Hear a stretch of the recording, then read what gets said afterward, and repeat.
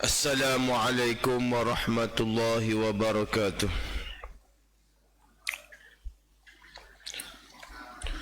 A'udzu billahi minasy syaithanir rajim.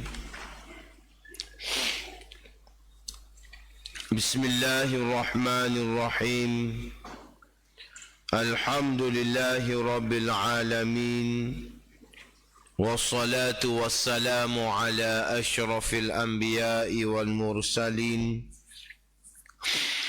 Sayyidina Muhammad wa ala alihi wa sahbihi ajma'in.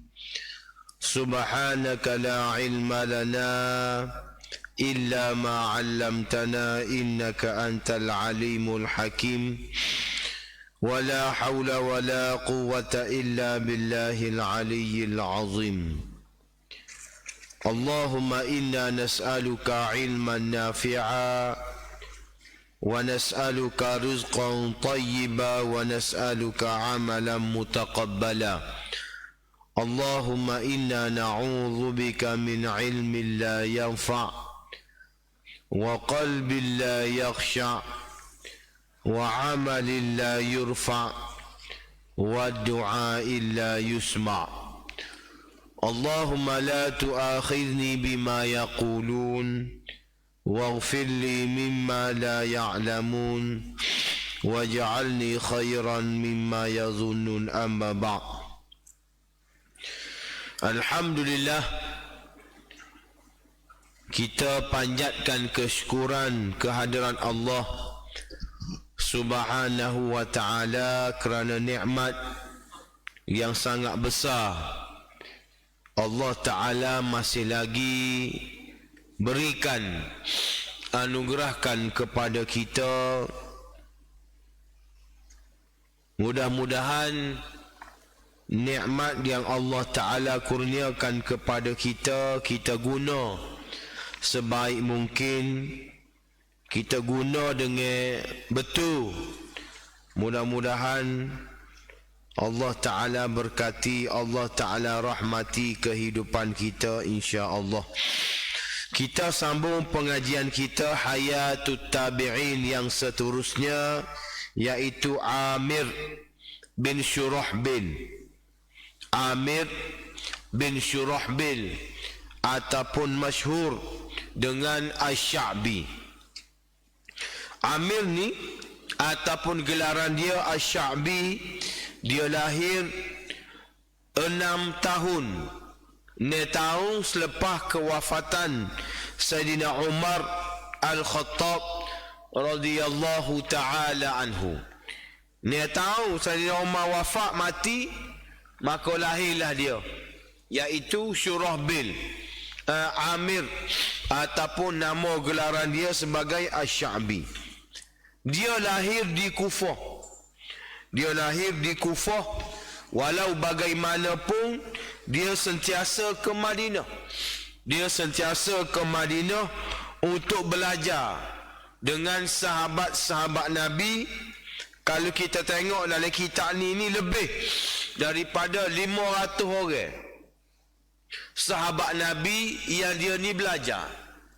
Dia belajar dengan sahabat Nabi hak besar-besar. Antaranya Sayyidina Ali, Sa'ad bin Abi Waqqas, Zaid bin Sabih, Ubadah bin Samit. Dia ramai lagi lah sahabat-sahabat Nabi yang berada di Madinah Al-Munawwarah. Maka Syurahbil, manakala Sya'bi ni, dia pergi ke sana untuk belajar. Dan kehebatan yang ada kepada Asy-Sya'bi ni, setiap kali dia mengaji, dia tidak tanda. Dia tidak tanda hak dia belajar, tapi dia terus menghafal. Ini kelebihan dia. Dia terus ngapa? Dia tidak nulis mana-mana, dia terus menghafal apa hak dia dengar. Menyebabkan banyak ilmu hak dia boleh. Dengan cara dia mengapa dengan cepat, dengan dia didik, dia ajar dia ni supaya tidak nulis, terus kepada ngapa, maka kelebihan dia Allah Ta'ala bagi dia ni ilmu yang banyak. Siapa? Iaitu Asy-Sya'bi, ataupun nama penuh dia Amir bin Syurahbil. Mengajilah dia dengan sahabat-sahabat Nabi yang ramai, menyebabkan dia ni jadi orang yang alim. Menjadi orang yang alim, menjadi orang yang hebat. Walaupun ilmu dia banyak, walaupun dia ni hebat, tetapi dia ni orang yang tawaduk. Orang tawaduk, orang tidak agah, orang tidak sombong. Dengan ilmu dia banyak, dia tidak sombong, dia tidak agah dengan ilmu dia. Banyaknya ilmu dia ni telah diperakui oleh seorang Maharaja Rom. Maharaja Rom ni akui bahawasanya Sya'bi ni ilmu dia banyak. Bagaimana Maharaja Rom ni tahu? Pada zaman Abdul Malik bin Marwan. Pada zaman Abdul Malik bin Marwan, dia tulis surat kepada gubernur di Iraq pada masa tu untuk dia bagi cadangan nama, untuk dia lantik sebagai orang panggil ahli mesyuarat dia lah, kalau kita agak esko lah ni, untuk dilantik menjadi esko. Maka Abdul Malik bin Marwan ni tulis surat kepada Al-Hajjaj. Maka Hajjaj ni tulis nama Sya'bi. Dia bagi nama Asy-Sya'bi kepada Abdul Malik bin Marwan. Maka dilantiklah orang panggil Sya'bi tadi sebagai esko kepada Abdul Malik bin Marwan, raja pada masa itu. Dan terbukti memang dia ni orang ilmu banyak. Segala masalah akan dirujuk kepada Asy-Sya'bi. Raja ni sekak mana, nak tanya pandangan gapo-gapo, maka dia akan rujuk kepada Asy-Sya'bi. Ni Abdul Malik bin Marwan. Pada suatu hari, Abdul Malik bin Marwan ni menghantar Asy-Sya'bi ni jumpa dengan Maharaja Rom pada masa tu. Kalau dia tulis sininya nama dia Justian. Justian ni Maharaja Rom pada masa tu. Maka dia hantar Asy-Sya'bi pergi jumpa dengan Maharaja Rom tadi. Gilah dia. Kalau kita kira kat lah ni kak, orang panggil lawatan lah. Lawatan rasmi kerajaan untuk jumpa dengan Maharaja Rom. Gilah Asy-Sya'bi ni pergi ke sana. Bila pergi ke sana, Maharaja Rom tanya, mu ni siapa? Mu ni orang raja ko? Orang khabar di raja ko? Dia kata, dok, aku ni orang biasa-biasa je. Aku ni orang biasa-biasa. Maka sebelum dia tanya tu, macam-macam dia tanya berkenaan dengan perkara-perkara untuk ditanya kepada Asy-Sya'bi. Macam-macam dia tanya. Sya'bi ni jawab satu persatu. Barulah dia tanya, mu ni siapa sebenar? Dia kata, aku ni orang biasa je. Aku ni tidak siapa-siapa, aku ni orang biasa je. Maka dia kata, aku tulis satu surat. Surat ni mu kirim kepada Abdul Malik bin Marwan. Tapi surat ni mu bagi selepas mu bagi laporan gapo hok berlaku di antara kita. Debat, bukan debat lah, dialog tadi. Mu wayak kepada Abdul Malik bin Marwan, gapo hok aku tanya kepadamu, barang-barang hok aku tanya kepadamu, mu wayak ke dia. Barulah mu serah surat tu kepada dia. Maka baliklah Asy-Sya'bi tadi balik. Balik dia pun royaklah laporan dia, jumpa sikit.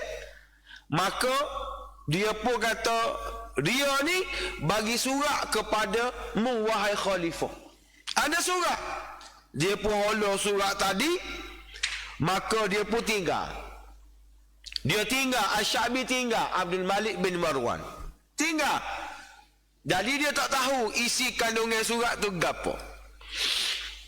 Duk sementara dia kena panggil ke istana. Asy-Sya'bi pergilah ke istana. Dia kata, mu tahu ke tak? Maharaja Rom ni royak gapo pasamu? Dia kata, aku tak tahu gapo hok dia tulis. Mu dengar aku nak royak gapo.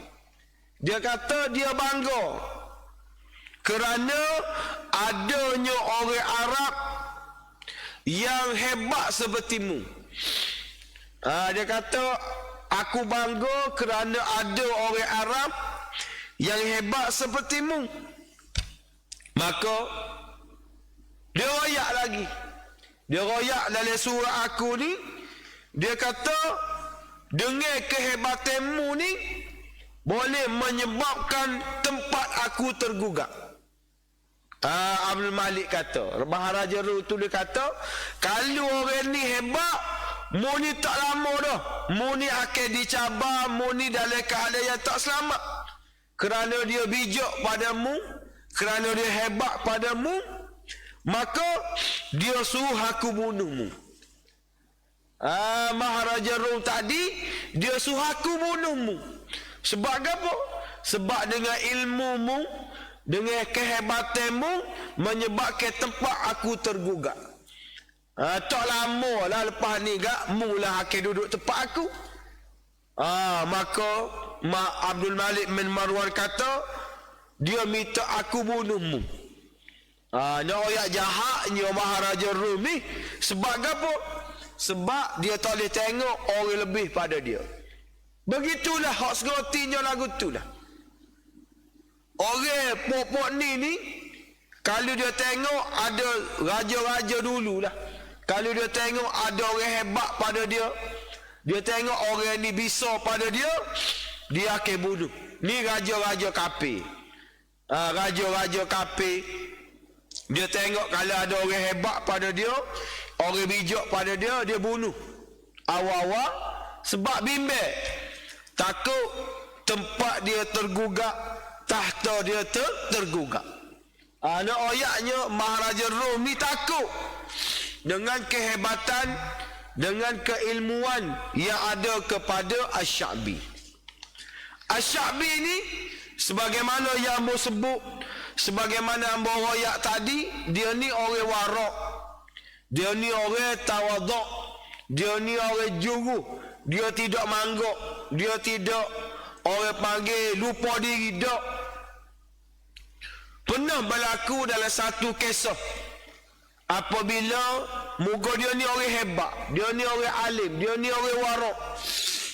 Pernah satu kali apabila ada rakyat, orang biasa mari jumpa dengan dia, dia kata, aku nak tanya mu soalan ni. Maka jawablah soalan ni, wahai orang yang faqih dan juga alim. Aku nak tanya soalan kepadamu. Maka mu jawablah soalan aku ni, wahai seorang alim, wahai seorang faqih. Maknanya Tok Guru, Ambo nak tanya soalan ni. Babo ko, Ambo nak tanya soalan ni. Bila dia dengar orang panggil Tok Guru ke dia, bila dia dengar orang panggil alim kepada dia, maka dia kata, waihak, la tutrina bima laysa fina. Dia kata, alangkah baiknya kalau mu tak kaitkan aku dengan gelar-gelar tadi. Gelar alim, gelar warak. Mu kena tahu alim ni gapo. Dia kata faqih ni, dia ni orang yang warak terhadap apa yang Allah Ta'ala haramkan kepada dia. Manakala orang alim ni pula, dia takut kepada Allah, dia gerung kepada Allah. Sesungguhnya aku tak layak dengan gelar tadi. Ni tawaduk dia ni. Tawaduk dia. Dia ni orang alim, diakui kealiman dia, diakui kehebatan dia. tapi dia tidak lupa diri, dia tidak agah, dia tidak mangguk. Dia tidak agah, dia tidak mangguk. Dia kata aku ni memang tok guru, aku ni memang orang alim dak. Dia kata aku tidak layak dengan gelar-gelar tadi. Ni siapa? Ni iaitu Asy-Sya'bi. Dia warak dengan gelar-gelar yang Allah, yang orang bagi kepada dia. Ni beza ulama akhirat. Ulama akhirat lagu ni lah perangai dia. Dia tidak gelar diri dia tok guru. Dia tak panggil diri dia baba. Dia tak pernah istihar dia ni tok guru dak. Orang panggil kepada dia. Beza dah dengan orang-orang hok alim, orang-orang hok ada pada hari ni bersuhu. Duk royak kena panggil dia sekian, kena panggil dia sekian. Ni perangai orang ngaji lah ni. Siap royak lagi. Orang tu ngaji dengan dia, orang ni ngaji dengan dia, bersuhu. Orang-orang alim ni mari ngaji dengan dia, mari nadah dengan dia, bersuhu. Ni orang alim Allah Ta'ala uji dengan dunia, dengan kemasyhuran. Orang alim akhirat, orang tak tahu dia ni warak. Orang tak tahu dia ni sebab apa? Sebab dia ni zuhud. Tapi orang tahu ilmu dia banyak. Orang tahu ilmu dia banyak. Orang tahu dia ni warak. Sebab tu orang panggil dia tok guru. Tapi sebaliknya menyamar. Menyamar jadi orang alim, menyamar jadi orang yang hebat. Lepas tu pula duk serai ulama-ulama akhirat, duk serai ulama-ulama yang hebat. Sebab apa? Sebab orang tidak panggil dia tok guru. Orang tak panggil dia gelar-gelar yang mulia. Kerana apa? Kerana orang tengok dah perangai dia. Orang tengok dah, orang panggil sikap dia tidak menunjukkan bahawasanya dia ni betul-betul alim. Kita tengok sehari dua hari ni orang maruh benar sebagaimana Amos sebut tadi dah. Amos sebut baru ni. Orang maruh benar kepada Ustaz Zahid tu. Maruh, tak tahu apa maruh. Serai peribadi, serai body, serai macam-macam. Dia nya tak ada gapo-gapo pun. Dia tak ada gapo-gapo, tapi serangan bertubi-tubi kepada dia. Hak serai dia ni bukannya orang kemaca-kemaca. Hak ada gelar profesor. Hak ada gelar doktor. Duduk serai dia, duduk hentam dia. Ni perangai orang pada hari ni kerana dekinya, kerana macam-macamnya, dia suka cari kesalahan. Banyak lagi benda-benda yang ada atas dunia ni hak kita kena bincang. Banyak lagi orang-orang kita tak tahu pasal ilmu, tapi dia sanggup serai peribadi duduk petikai perkara-perkara yang remeh-temeh. Benda hak besar-besar dia tak cara. Ini ujian Allah Ta'ala kepada orang-orang hak ilmu dia baru sikit baru. Tapi disebabkan ada gelar profesor, ada gelar doktor, maka serangan dia tu kepada perkara-perkara yang remeh-temeh. Kita kalau ada akal yang sempurna, kalau kita ada otak yang baik, kita ni doktor, kita ni profesor, maka kita akan kecek benda-benda yang memberi manfaat kepada rakyat, memberi manfaat kepada masyarakat. Kita tengok sebagai contoh, Mufti Wilayah Persekutuan, dia waktu big fatwa yang terbaru kepada fatwa terbaru bahawasanya mana-mana orang-orang Islam yang bekerja di bank konvensional, dia kena berhenti di bank tu. Mana-mana orang Islam hak kerja di bank konvensional, dia kena berhenti kerja. Kerana apa? Kerana bank tadi mengamalkan riba. benda hok dia royak tu benda yang ulama sepakat. Bukannya barang-barang khilafiyah, bukannya barang-barang hok remeh temeh dok. Hok tapi dia royak ni benda yang rakyat kena tahu, orang Islam kena tahu. Tempat kita ni tak apalah. Sebagai contoh hamba royak 7-Eleven. Kedai lagu tu. Tempat kita tak ada arak.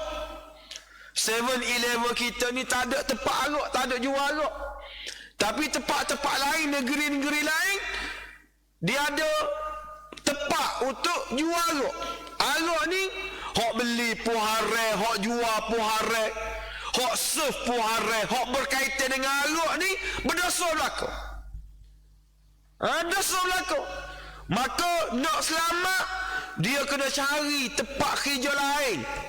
Hok tak ada unsur-unsur haram. Kecuali dia kerja di 7-Eleven contohlah. Maka bila ada orang nak beli arak, dia kata aku tak usah scan arak ni, muri orang lain lah scan. Tak apalah lagu tu. Tapi dia pun scan, dia pun bawa botol arak, dia pun tulis susu, maka gajinya haram. Sebagaimana kerja di bank konvensional, maka orang-orang Islam hok kerja di bank konvensional ni dia kena beringat. Kerana bank konvensional ni bank yang mengamalkan riba. Wa ahallallahu al-bai'a wa harrama riba. Kena ingat hak tu. Nak ayatnya pandangan yang dikeluarkan oleh orang-orang yang faham ilmu, yang sedar kepentingan ilmu, maka dia akan kecek barang-barang hak masyarakat kena tahu. Ni dok segi peribadi orang tu, dok segi peribadi orang ni. Ini bukan sikap yang baik. Inilah orang panggil ulama. Orang kita panggil ulama lah, mungkin ilmu banyak. Tapi mereka ni diuji dengan ujian yang cukup dahsyat, menyebabkan berlakunya pertembungan. Orang awam jadi keliru, orang awam jadi bengong. Sebab apa? Sebab serangan bertubi-tubi kepada pribadi Ustaz Azhar Idrus dan juga kepada orang-orang lain. Ni satu sikap yang tidak baik. Kecualilah kalau Ustaz Azhar Idrus ni melakukan maksiat secara terang-terangan. Dalam ceramah dia ajak orang pergi konsert. Dia ajak orang dedah aurat. Maka nak serang secara terang-terangan ni tak apalah. Tu lain. Tapi ini adalah tidak lain tidak bukan hasad dengki yang ada kepada orang-orang lagu ni kerana tidak senang dengan apa yang disebut, dengan apa yang disampaikan oleh ulama-ulama seperti Ustaz Azhar Idrus. Jadi Syakbir ni lagu tu dah pernah orang tanya dia soalan, maka dia kata Sayyidina Umar jawab lagu ni, Sayyidina Ali jawab lagu ni. Dia jawab menggunakan kata-kata ulama. Qalal ulama ni royak lagu ni, ulama ni royak lagu ni. Orang pun kata, aku nak tahu mu royak gapo pandanganmu berkenaan dengan hukum lagu ni. Maka dia kata, tidak memadai kau dengan jawapan daripada Sayyidina Umar, Sayyidina Ali dan ulama-ulama ni pada dengan lemon ni je. Nak ayatnya dia ni, dia menakalkan pendapat daripada ulama-ulama. Dia tidak royak, aku rasa ni orang panggil orang yang warak, orang yang tawaduk. Bila orang tanya soalan, dia akan royak, ulama ni royak lagu ni, ulama ni royak lagu ni. Tidak dia. Saya berpandangan. Agaklah orang tanya soalan ke? Saya berpandangan sikit. Tak sebut dah nama-nama ulama, sedangkan pendapat dia tu daripada ulama. Hak buat PhD ke, hak buat master ke, dia ngaji kitab ulama-ulama dulu. Hak dia bersuruh ada tesis, hak bersuruh ada tesis 10 tesis ke 20 tesis ke, dia ngaji dengan kitab ulama-ulama dulu. Dia buat buku tu pun dia ambil maklumat daripada ulama-ulama dulu. Dia kena ingat, Buku hok dia buat tu, tesis hok dia buat boleh gelar doktor, boleh gelar profesor tu adalah rujukan dia kitab ulama-ulama dulu. Jangan duduk suhu.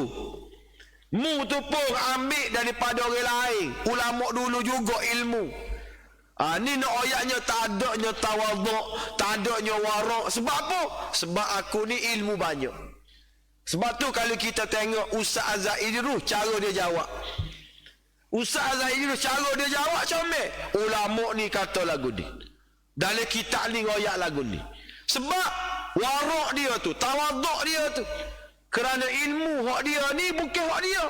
Tapi hak daripada ulama-ulama dulu. Pernah orang tanya soalan dia. Dia kata, ustaz ni, kenapa ustaz, bagaimana cara ustaz ingat jawapan-jawapan hak kami tanya, dia kata. Dia kata tak ada gapo-gapo. Sebab hak tanya ni orang awam. Hak tanya ni orang awam, kalau tok guru tanya, pening aku nak jawab, dia kata. Hak tanya ni orang awam lah kau. Sedangkan soalan orang awam tu pun payah-payah dah kita dengar pun kita tak boleh jawab. No ayatnya tawaduk dia, juru dia. Dah orang tanya ni orang awam, kalau tok guru tanya bingung aku, dia kata. No ayat tawaduk dia, juru dia. Dengan ilmu yang ada kepada dia, menyebabkan Allah Ta'ala angkat dia. Allah Ta'ala angkat dia. Tapi orang yang hina dia, orang marah kepada dia, kau benci. Walaupun ada title profesor, walaupun ada title doktor, orang kau benci. Sebab apa? Sebab yang angkat orang ni bukan manusia. Tetapi yang angkat orang ni adalah Allah. Allah yang akan mengangkat manusia yang betul-betul dia ni belajar kerana Allah. Asy-Sya'bi pun lagu itulah. Dengan warak dia, dengan tawaduk dia, dia jawab soalan tu. Memang dia tidak akad diri dia dak, tapi dia sebut nama-nama ulama dan juga pendapat-pendapat daripada ulama. Asy-Sya'bi ni umur dia hampir, bukan hampir lah, lebih daripada 80 tahun dia hidup. Dia mati ketika mana umur dia lebih daripada 80 tahun. Maknanya umur dia banyak, banyaklah dia memberi manfaat dan juga memberi ilmu kepada masyarakat di Kufah pada masa itu. Ada masjid, dia mengajar, belajar, dia orang dapat mengambil manfaat daripada Asy-Sya'bi. Dia ni walaupun dia warak, dia masih lagi belajar. Dia masih lagi belajar walaupun dia ni alim, dia masih lagi belajar walaupun dengan orang yang biasa-biasa sahaja, tetapi bila dia belajar dia tak rasa malu. Aku ni tok guru dah ni, aku ni orang alim dah ni, tapi dia tetap belajar walaupun dengan siapa-siapa. Inilah Asy-Sya'bi, tabi'in yang menunjukkan akhlak yang baik kepada kita. Nak ayatnya, orang yang ilmu banyak, dia kena tawaduk, dia kena khusyuk, dia kena rendah diri. Orang yang tak ada ilmu, dia kena belajar. Tu kaedah dia. Kalau tak ada ilmu, dia kena belajar. Kalau dia ada ilmu, dia kena tawaduk. Lepas tu dia kena warak. Lepas tu dia kena amanah dengan ilmu dia.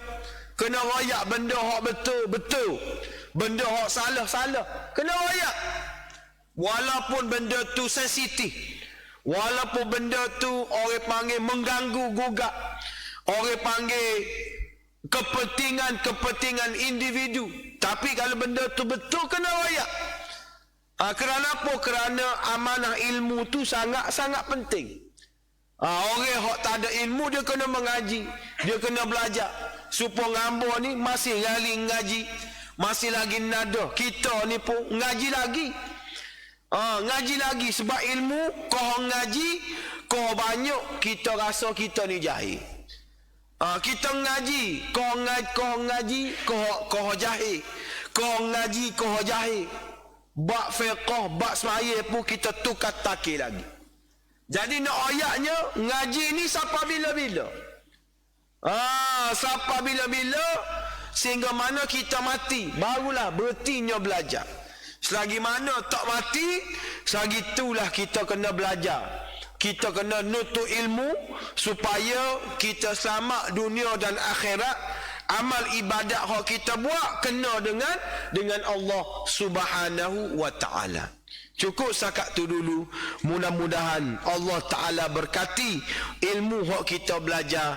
Allah Ta'ala berkati pengajian yang kita belajar. Aqulu qali hadza astaghfirullahal azim li wa lakum. Wassalamualaikum warahmatullahi wabarakatuh. أعوذ بالله من الشيطان الرجيم بسم الله الرحمن الرحيم الحمد لله رب العالمين والصلاة والسلام على أشرف الأنبياء والمرسلين سيدنا محمد وعلى آله وصحبه أجمعين اللهم اختم لنا بحسن الخاتمة ولا تختم علينا بسوء الخاتمة ربنا آتنا في الدنيا حسنة وفي الآخرة حسنة وقنا عذاب النار وصلى الله على سيدنا محمد وعلى آله وصحبه وبارك وسلم وآخر دعوانا أن الحمد لله رب العالمين.